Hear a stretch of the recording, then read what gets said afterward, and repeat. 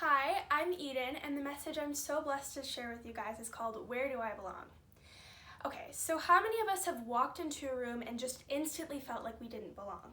To quote one of my favorite cinematic masterpieces of all time, Barbie Princess Charm School, sometimes I just feel like a burp in a symphony. All of us have been in a place and either felt unwelcome or too different or like we just didn't click with the people around us. It's this unshakable feeling that you aren't where you're supposed to be.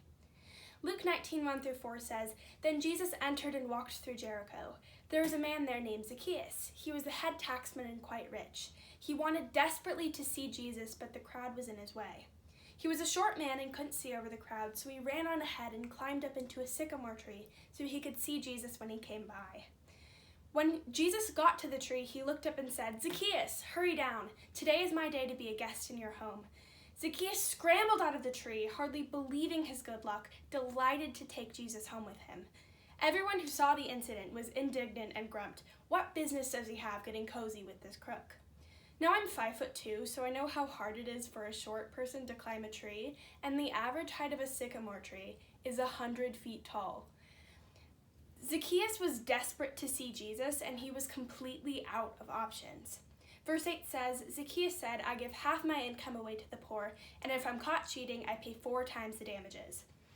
We've all been Zacchaeus. We've all felt too different or have been labeled something that isn't true to who we actually are. But it doesn't end there.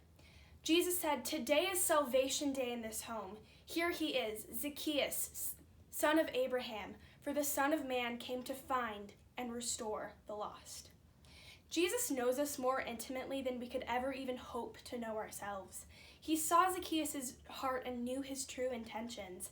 That healing is waiting for you. If you feel out of place, it's because you aren't where you truly belong, which is close to Jesus. Jesus loves to use the Zacchaeuses, Zacchaei, if you will. When we don't have an ego or a reputation to uphold, we can allow ourselves to be molded into exactly who Jesus wants us to be. We have to be desperate for Jesus' presence in our lives, not just when we're healed, but every single day. Luke 17:11-16 says, Jesus was crossing the border between Samaria and Galilee. As he entered a village, he was met by 10 lepers.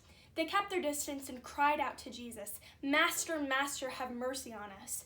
Taking a good look at them, he looked up and said, "Go and show yourselves to the priests." They went, and while they walked forward, they were instantly healed.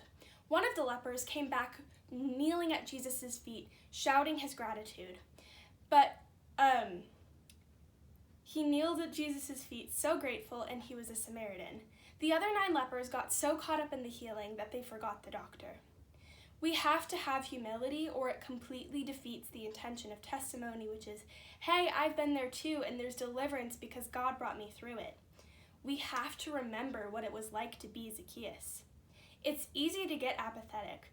There are so many lost people out there, and over time it's so easy to detach ourselves because we think there isn't anything we can do to help. But when we get out of touch, we get lazy.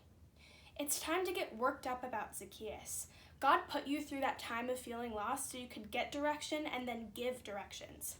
No more apathy. It's time for us to show people where they belong. Thank you.